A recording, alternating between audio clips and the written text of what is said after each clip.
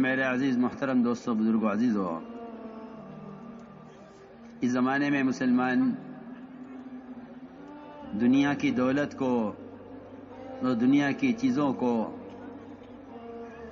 نعمت سمجھ کر استعمال بھی کر رہا ہے اور نعمت سمجھ کر اس کے حاصل کرنے کی کوشش بھی کر رہا ہے، لیکن اس کو یہ نہیں معلوم کہ سب سے بڑی دولت اور سب سے بڑی نعمت جو مسلمان کو اس زمانے میں صحابہ کے بعد ملی ہے، جو مسلمان کو صحابہ کے بعد سب سے بڑی دولت ملی ہے،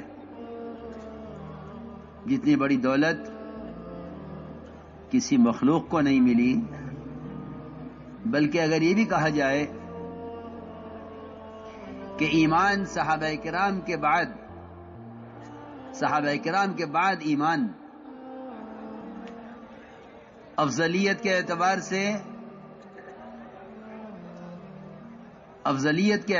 سے اور ایمان بالغیب ہونے کے اعتبار سے صحابہ کے بعد اگر دیا گیا ہے تو اس امت کو دیا گیا ہے۔ ہم نے ہر چیز کو نعمت سمجھا، ہر چیز کو دولت سمجھا اور اس کو حاصل کرنے کی ہر ممکن کوشش کی، لیکن اس زمانے میں مسلمان ایمان کو سب سے بڑی نعمت اور ایمان کو سب سے بڑی دولت نہیں سمجھتا، بلکہ خیال یہ پیدا ہو گیا ہے کہ ہم تو ایمان والے ہیں، ایمان کی ہمیں کیا ضرورت ہے۔ اس زمانے کی سب سے بڑی غلط فہمی یہ ہے اور اس زمانے کا سب سے بڑا دھوکہ یہ لگا ہے ایمان والوں کو کہ وہ سمجھتے ہیں یہ کلمہ لا الہ الا اللہ، اس کی محنت کے میدان وہ اغیار ہیں جو ابھی اسلام میں نہیں آئے ہیں، حالانکہ اللہ رب العزت قرآن میں مومن کو اس کلمے کا زیادہ اہل اور زیادہ حقدار فرما رہے ہیں کہ مومن ایمان کا اہل اور ایمان کے زیادہ حقدار ہے۔ الزمہم کلمۃ التقوی وکانوا احق بها واہلها۔ میں نے ایک بات عرض کی ہے کہ مسلمان نہیں سمجھتا اس زمانے کا کہ ہمیں ملائکہ، انبیاء اور صحابہ، میری بات توجہ چاہے گی بہت، اس زمانے کا مسلمان نہیں سمجھتا کہ ہمیں ملائکہ، انبیاء اور صحابہ ان تینوں قسموں سے بڑھ کر ایمان ہمیں دیا گیا تھا، ان تینوں قسموں سے بڑھ کر ایمان ہمیں دیا گیا تھا، اس لیے کہ صحیح حدیث ہے۔ میں یہ بات اس لیے کہہ رہا ہوں کہ اس وقت مسلمان جتنا ایمان سے غافل ہے، اعمال سے بھی اتنا غافل نہیں ہے جتنا ایمان سے غافل ہے۔ حالانکہ حقیقت یہ ہے کہ ایمان کے بغیر نہ اعمال پر استقامت ہو سکتی ہے، نہ ایمان کے بغیر اس کو باطل پر غلبہ مل سکتا ہے، نہ ایمان کے بغیر اللہ کے وعدے اس کے لیے پورے ہو سکتے ہیں، اور نہ ایمان کے بغیر اس کے کسی عمل میں اخلاص ہو سکتا ہے، اور نہ ایمان کے بغیر اسے اپنے دین پر استقامت ہو سکتی ہے۔ یہ جو بنیادی چیزیں ہیں، کیونکہ سارے وعدے یقین پر ہیں، سارا اخلاص یقین میں ہے، سارا غلبہ یقین پر ہے، لیکن اس سب کے باوجود اس زمانے کا مسلمان جتنا ایمان سے غافل ہے اتنا اعمال سے بھی غافل نہیں ہے۔ حالانکہ میں درمیان میں عرض کر دوں کہ علماء نے لکھا ہے کہ احکام کا علم عمل کے لیے مقصود ہے، بذات خود مقصود نہیں ہے۔ علم برائے عمل ہے، علم برائے علم نہیں ہے، علم برائے عمل ہے۔ جب علم برائے عمل ہے تو علم سے فراغت ہو جائے گی، لیکن ایمان برائے ایمان نہیں ہے۔ اللہ کے توحید کا بیان کرنا بلکہ اللہ کی توحید کو بیان کرنا بذات خود مقصود ہے۔ یہ علماء کے سمجھنے کی بات ہے کہ علم برائے عمل مقصود ہے، اس سے فراغت ہو جائے گی. نماز کا علم اندر آ گیا ہے، اس کے مطابق نماز پڑھو. روزے کا علم اندر آ گیا ہے، اس کے مطابق روزہ رکھو. زکوٰۃ کا علم معلوم ہو گیا ہے، اس کے مطابق زکوٰۃ دو. حج کا علم اندر داخل ہو گیا ہے، اس کے مطابق حج کرو. آپ ہر نماز میں کتاب کھول کر نہیں دیکھتے کہ نماز کا طریقہ کیا ہے. آپ حج کرتے ہیں، حج کا طریقہ آپ کو معلوم ہے. آپ زکوٰۃ دیتے ہیں، آپ کو مال کی مقدار معلوم ہے اپنے، اور اس پہ زکوٰۃ کی مقدار آپ کو معلوم ہے. لیکن ایمان سے مومن کو فراغت نہیں ہے. تو میں نے عرض کیا کہ وہ ایمان جو اس امت کو ملائکہ، انبیاء اور صحابہ سے بڑھ کر دیا گیا تھا، اس زمانے کے مسلمان نے سب سے زیادہ ایمان کو ضائع کیا ہے. صحیح حدیث ہے، یہ فرمایا حضور اکرم صلی اللہ علیہ وسلم نے اپنے صحابہ سے فرمایا کہ بتاؤ سب سے افضل ایمان کس کا ہے؟ پوچھا صحابہ سے افضل ایمان کس کا ہے؟ صحابہ نے عرض کیا کہ سب سے افضل ایمان تو ملائکہ کا ہو سکتا ہے. فرمایا کہ ملائکہ کا ایمان افضل ہونا کیا کمال ہے، ہونا ہی چاہیے. عرش کو وہ تھامے ہوئے ہیں، ہمیں تو عرش کے وجود پر ایمان لانا ہے کہ ہاں ہے. جنت دوزخ کے وجود پر ایمان لانا ہے کہ ہاں ہے، ہم بغیر دیکھے اس کو گیا ہے. لیکن ملائکہ جو جہنم کی باغیں تھامے ہوئے ہیں، وہ ملائکہ جو جہنم کے عذاب کو بڑھانے اور جہنم کے عذاب کے سارے نظام پر مسلط ہیں، وہ ملائکہ جو ہر وقت رکوع میں یا سجدے میں یا قومے میں یا قاعدے میں یا جلسے میں ہیں، جو سارے غیبی نظام میں فرشتے پھیلے ہوئے ہیں، ان سے بڑھ کر ایمان کس کا ہوگا؟ صحابہ نے عرض کیا کہ یا رسول اللہ، افضل ایمان تو انہی کا ہو سکتا ہے جو ایک اللہ کے مقرب مخلوق ملائکہ ہیں. فرمایا ان کا ایمان ایسا کیوں نہ ہو، اور ان کا ایسا ایمان ہونا کیا کمال ہے؟ ان کا ایمان ایسا ہونا ہی چاہیے کیونکہ وہ سارا غیبی نظام دیکھ رہے ہیں. صحابہ نے سوچ کر عرض کیا کہ پھر تو ایسا ایمان انبیاء علیہ السلام کا ہو سکتا ہے. آپ نے فرمایا انبیاء علیہ السلام کا ایمان ایسا کیوں نہ ہو، انبیاء کا ایمان ایسا کیوں نہ ہو کہ ان پر وحی آتی ہے، ان کے پاس ملائکہ آتے ہیں، جبرائیل وحی لے کر آتے ہیں. پھر بعد انبیاء علیہ السلام کو آسمان پر اٹھایا گیا، سارا نظام انہوں نے دیکھا. ادریس علیہ السلام نے آسمانوں کی سیر کی ہے، حضور اکرم صلی اللہ علیہ وسلم نے آسمانوں کی سیر کی ہے. آپ نے فرمایا کہ انبیاء کا ایمان ایسے کیوں نہ ہو، کیا کمال ہے اس میں؟ انہوں نے سارا غیبی نظام دیکھا ہے. صحابہ نے عرض کیا کہ پھر تو آپ کے بعد ہم رہ گئے. صحابہ کا ایمان ایسا ہونا چاہیے. فرمایا کیوں صحابہ کا ایمان ایسا کیوں نہ ہو؟ وحی کو نازل ہوتے ہوئے دیکھ رہے ہیں، فرشتوں کا نزول دیکھ رہے ہیں غزوات میں، اور پھر میں تمہارے درمیان میں ہوں. آپ نے فرمایا میں تمہارے درمیان میں ہوں، تم مسلسل دیکھ رہے ہو آسمان سے وحی بھی آتے ہوئے، مسلسل دیکھ رہے ہو آسمان سے غیبی مددوں کے آتے ہوئے، تمہارا ایمان ایسا کیوں نہ ہو؟ جی ہاں، دیکھو سوچنے کی بات ہے. ملائکہ کا ایمان، انبیاء کا ایمان، صحابہ کا ایمان، ان سب کے ایمان کے بعد آپ نے فرمایا کہ سب سے افضل ایمان ان لوگوں کا ہے جو میرے بعد آئیں گے دنیا میں اور مجھے بغیر دیکھے صرف قرآن حدیث کو دیکھ کر میرے دین میں داخل ہوں گے، مجھ پر ایمان لائیں گے. جنہوں نے نہ مجھے دیکھا ہے، نہ انہوں نے غیبی مددیں اور معجزات دیکھے ہیں، افضل ترین ایمان ان کا ہوگا. اللہ اکبر. پھر بھی مسلمان ایمان سے غافل ہے. لکھا ہے علماء نے کہ ایمان صحابہ کے بعد آنے والے، صحابہ کے بعد ایمان میں آنے والے مسلمانوں کا ایمان وہ افضل ترین ایمان ہے، کیونکہ یہ تینوں قسمیں غیب کے نظام کو دیکھ کر ایمان لائی ہیں. اس لیے میں نے عرض کیا کہ سب سے بڑی دولت ایمان ہے، اور ایمان میں ایمان بالغیب اصل ہے. ایمان بالغیب اصل ہے، جس میں مشاہدات، تجربات، ظاہری تمام نظام کائنات، اس کا انکار کیے بغیر خدا کی قسم ایمان کا ذرہ بھی دل میں نہیں آتا ہے. یہ ایک مسلم بات ہے کہ نظام کائنات کا، ظاہری پورے نظام کا، مشاہدات کا انکار کیا کرنا پڑے گا، تب ایمان دل میں داخل ہوگا.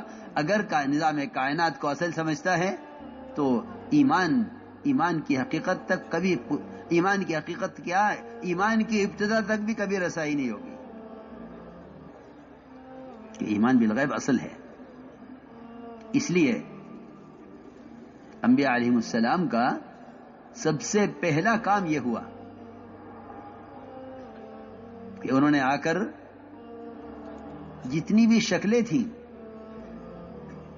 کائنات کی، اور جتنی بھی شکلیں انہوں نے خود بنائی تھی، ان شکلوں پر اپنے نظام اور اپنے مسائل کو تقسیم کر کے،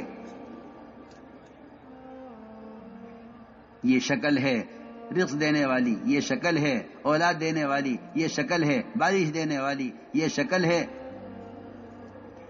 صحت دینے والی، ان ساری شکلوں کا انکار کیا قدرت کے مقابلے میں. لا الہ میں سب سے پہلے اللہ کے ہر غیر کی نفی ہے. سب سے پہلے اللہ کے ہر غیر کی نفی ہے، اور اس نفی کا مطلب صرف انکار کر دینا نہیں ہے، بلکہ اس نفی کا مقصد، اس نفی کا اصل مطلب یہ ہے کہ تم ان شکلوں سے کوئی امید ہی مت رکھنا، ان سے امید کی بھی نفی کرو. یہ کہنا نہیں یہ خدا نہیں ہے، کہ یہ خدا نہیں ہے تو تمہیں اس سے امید کیوں ہے؟ یہ خدا نہیں ہے تو اس سے امید کیوں ہے؟ میں نے عرض کیا کہ سب سے پہلا کام انبیاء علیہ السلام کا یہ ہے کہ وہ آ کر اپنی قوم کو ایمان بالغیب سکھلاتے ہیں، اور ایمان بالغیب ہی اصل ہے. لکھا ہے علماء نے کہ جس چیز کی تصدیق دیکھ کر کی جائے اس کو ایمان نہیں کہتے، اس کو ایمان نہیں کہتے، اس کی تصدیق دیکھ کر کی جائے. ایمان بالغیب اصل ہے. حضور اکرم صلی اللہ علیہ وسلم نے اپنے صحابہ کے یقین کو کائنات کے ظاہری نظام سے ہٹایا تھا. صحابہ کے یقین کو کائنات کے ظاہری نظام سے ہٹایا تھا. انہوں نے اپنے کائنات میں پیش آنے والے تغیرات کو، کائنات میں پیش آنے والے تغیرات کو کائنات سے جوڑنے پر کفر سے ڈرایا تھا. میری بات بہت توجہ چاہتی ہے کہ نظام کائنات کو کائنات سے مت جوڑنا. نظام کائنات کو براہ راست خالق کائنات سے جوڑنا. اگر تم نے کائنات کے نظام کو کائنات سے جوڑا تو دہریت میں پڑو گے. اس لیے کہ دہریت کہتے ہی اس کو ہیں کہ نظام کائنات کا نظام کائنات سے چل رہا ہے، یعنی زمانہ زمانے کو چلا رہا ہے. دہریت اسی کا نام ہے. دہریت اسی کا نام ہے کہ نظام کائنات کائنات سے چلتا ہے. نہیں، نظام کائنات خالق کائنات سے چلتا ہے. خدا کی قسم، جتنے منتظر اسرافیل سور پھونکنے میں اللہ کی طرف پیشانی لگائے ہوئے، نظر جمائے ہوئے اللہ کے امر کے منتظر ہیں، جتنا انتظار ان کا ہے اللہ کے امر میں سور پھونکنے سارے عالم کو تباہ کرنے کے لیے، خدا کی قسم اتنا ہی منتظر ایک درخت کا پتا سوکھ کر درخت سے گرنے میں اللہ کے امر کا منتظر ہے. جی ہاں، اس پر ایمان لانا ہوگا تاکہ اس درمیان کی جتنی شکلیں ہیں، اسرافیل کے سور پھونکنے سے لے کر اس پتے کے گرنے تک، اور جبرائیل کے حجم اور ان کے قد و قامت اور ان کے پھیلاؤ سے لے کر ان کے طول و عرض سے لے کر ایک چونٹی تک جتنی شکل ان کے درمیان میں ہے، ان ساری شکلوں کا اسی طرح انکار کرنا پڑے گا کہ کرنے والی ذات صرف اللہ کی ہے۔ اللہ کو بولنا سب سے بڑی عبادت ہے، اللہ کو بولنا ذکر ہے۔ اس زمانے میں لوگ صرف تسبیح پڑھنے کو ذکر سمجھتے ہیں، میری بات توجہ چاہتی ہے بہت۔ اس زمانے میں لوگ صرف تسبیح پڑھنے کو ذکر سمجھتے ہیں، نہیں، بلکہ نبی کو جو ذکر کا حکم ہے، نبی کو جو ذکر کا حکم ہے، اس میں نبی کو اس کا حکم ہے کہ آپ کھڑے ہوئیے اور آپ اللہ کی بڑائی کو، اس کی کبریائی کو ان تمام شکلوں کے مقابلے میں بڑا بیان کیجئے۔ آپ سے اور انبیاء سابقین سے جو کفر کی لڑائی ہے وہ ذکر پر نہیں ہے، وہ ذکر پر نہیں ہے، بلکہ وہ لڑائی اللہ کے تذکروں پر ہے، لڑائی اللہ کے تذکروں پر ہے۔ اجعل الآلہۃ الہ واحدہ ان ھذا لشیء عجاب، لڑائی ساری اس پر تھے، لڑائی ساری اس پر تھی۔ اتقتلون رجلا یقول ربی اللہ، کی لڑائی ساری اس پر ہے۔ اس لیے حضور اکرم صلی اللہ علیہ وسلم نے اپنے صحابہ کے ذہن کو کائنات کے ظاہری نظام سے ہٹایا کہ نظام کائنات کے تغیرات کا کائنات سے کوئی تعلق نہیں ہے۔ اونٹوں میں خارش پھیلی، میں بتاؤں گا، سمجھاؤں گا کہ جو حالات پیش آتے ہیں، ان حالات میں اللہ کو لوگ کتنا یاد رکھتے ہیں۔ ٹھیک ہے، ایک تسبیح آپ نے صبح پڑھ لی، ایک شام کو پڑھ لی، اس میں کوئی شک نہیں، اللہ کے ذکر کے انوارات، اس کے ذکر کے فضائل، اس کے ذکر کی برکات سب اپنی جگہ ہیں، اس سے انکار نہیں ہے۔ لیکن یہ بات یاد رکھنا کہ اللہ کے غیر کا تأثر دلوں سے نکلے گا نہیں جب تک اللہ کی ذات سے ہونے میں اس کے غیر کا انکار نہ ہو۔ ایک لا الہ الا اللہ کا ذکر ہے، ایک لا الہ الا اللہ کے تذکرے ہیں۔ چنانچہ صحابہ نے عرض کیا کہ اونٹوں میں خارش پھیل گئی ہے۔ آپ نے سوال کھڑا کیا کہ اونٹوں میں خارش کیسے پھیلی ہے؟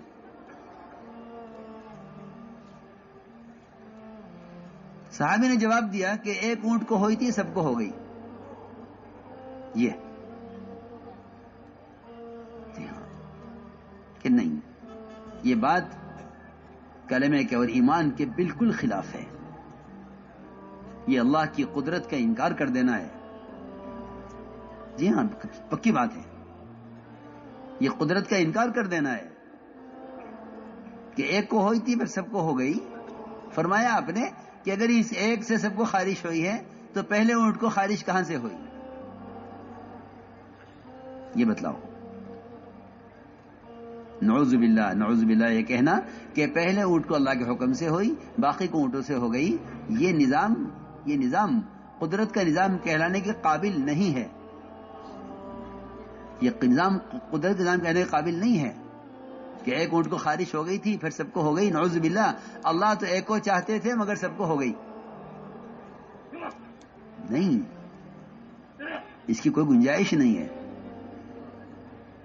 اللہ کو اللہ ماننے کا تقاضا یہ ہے کہ کائنات میں کوئی ذرہ حرکت نہیں کرتا اس کے امر کے بغیر، تو جو امور پیش آتے ہیں ان امور کو اللہ کی طرف پھیرنا، ان امور کو اللہ کی طرف پھیرنا، یہ ہے اللہ پر ایمان لانا، یہ ہے اللہ پر ایمان لانا کہ تم کائنات کے تغیرات کو براہ راست خالق کائنات سے جوڑو۔ ورنہ صاف بات یہ ہے کہ جو کائنات کے تغیرات کو کائنات سے جوڑ دیں گے، ان کے اللہ کے درمیان یہ شکلیں حائل ہو جائیں گی، رکاوٹ بن جائیں گی۔ یہ پکی بات ہے کہ جو کائنات کے تغیرات کو کائنات سے جوڑ دیں گے وہ اللہ تک نہیں پہنچ سکیں گے، وہ اللہ تک نہیں پہنچ سکیں گے، کیوں؟ اس لیے کہ وہ کہیں گے کہ نجومیوں کو بھی خبر ہے کیا ہوگا. اگر نجومی کا انکار نہیں کریں گے تو یہ نجومی ہوں گے، ستاروں کے پجاری ہوں گے، یہ ستاروں کے پجاری بنیں گے.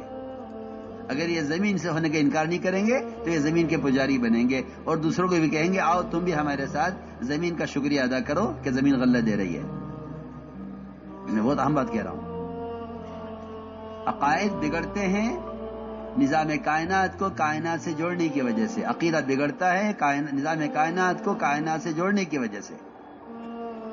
عقیدہ درست ہوتا ہے نظام کائنات کا اللہ کے مقابلے میں انکار کرنے سے. عقیدہ درست ہوتا ہے. عقیدے کی درستگی یہ ہے، اگر یہ نہیں سیکھو گے، یہ نہیں سکھلاؤ گے اور روزانہ بالالتزام بلا ناغہ اس کی دعوت نہیں دو گے تو یقین اور حالات، یقین کا بگاڑ اور حالات یہاں تک پہنچا دیں گے کہ تمہیں بھی بیٹھ کے سوچو گے کہ اگر ہم ان کے ساتھ زمین کی جے نہ کہیں تو کیا ہوگا. قانون تو یوں کہہ رہا ہے، پکی بات ہے. وہ تو اللہ کی طرف بلانے کی وجہ سے اللہ کے غیر کا تاثر دل سے نکلتا ہے. جب مومن اپنی زبان سے کہتا ہے کہ اللہ کرتے ہیں، جب مومن اپنی زبان سے کہتا ہے کہ اللہ کرتے ہیں، خدا کی قسم اس سے زیادہ باطل کے دل کے مرعوب ہونے کے لیے خدا کی قسم قرآن حدیث میں اس کے علاوہ اس سے بڑھ کر اور کوئی سبب ملے گا نہیں. میں جو کہہ رہا ہوں سمجھ کر کہہ رہا ہوں. جو مومن کہتا ہے کہ اللہ کریں گے، اس سے زیادہ باطل کے قلوب کو مرعوب کرنے والی اور کوئی چیز نہیں ہے. وَإِذَا ذُكِرَ اللَّهُ وَحْدَهُ اشْمَأَزَّتْ قُلُوبُ الَّذِينَ لَا يُؤْمِنُونَ بِالْآخِرَةِ وَإِذَا ذُكِرَ الَّذِينَ مِن دُونِهِ إِذَا هُمْ يَسْتَبْشِرُونَ. یہ تو خوش اس سے ہوں گے، یہ تو خوش اس بات سے ہوں گے کہ آپ کہیں کہ نہیں جی ایسا نہیں ہے، ہم اللہ بھی ہیں پھر آپ بھی ہیں، اللہ کے بعد آپ ہی ہیں. جی ہاں، جی ہاں، اللہ بھی ہیں آپ بھی ہیں، اللہ کے بعد آپ ہی ہیں. ہاں، اس سے خوش ہو جائیں گے. اور آج دیکھیں نہیں اللہ ہی ہیں صرف، تو ان کے دل مرعوب ہوں گے، ان کے دل مرعوب ہوں گے اس سے، اور ان کا دل شکستہ ہو جائیں گے اس سے کہ مومن یہ کہے کہ اللہ سے ہوتا ہے. میں نے عرض کیا کہ سب سے بنیادی کام یہ تھا کہ نظام کائنات کے تغیرات کو کائنات سے مت جوڑو.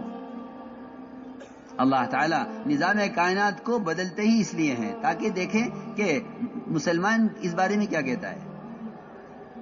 حدیبیہ کی رات میں بارش ہوئی، حدیبیہ کی رات میں بارش ہوئی. اس بارش پر آپ نے فرمایا صحابہ سے کہ صبح کو تم میں سے بعض کافر ہوں گے بعض مومن. صحابہ گھبرا گئے، کیوں ہم کافر ہو جائیں گے اور کیوں ایمان کھو بیٹھیں گے؟ ایمان کی دولت کے حاصل ہونے کے بعد ہم ایمان سے پلٹ جائیں گے؟ یہ سے کیسے ہو جائے گا؟ میں کہ ہاں، جو یہ کہے گا کہ بارش اللہ کے حکم سے ہوئی ہے وہ اللہ پر ایمان لانے والا ہے اور ستاروں کا انکار کرنے والا ہے. جو یہ کہے گا نہیں بارش فلاں ستارے کی وجہ سے ہوئی ہے وہ اللہ کے انکار کرنے والا، ستاروں پر ایمان رکھنے والا ہے. تو میں نے عرض کیا کہ ادھر نجومی ستاروں کے پجاری، ادھر زمینوں کے پجاری، یہ کہیں گے مسلمانوں سے کہ آؤ دیکھو یہ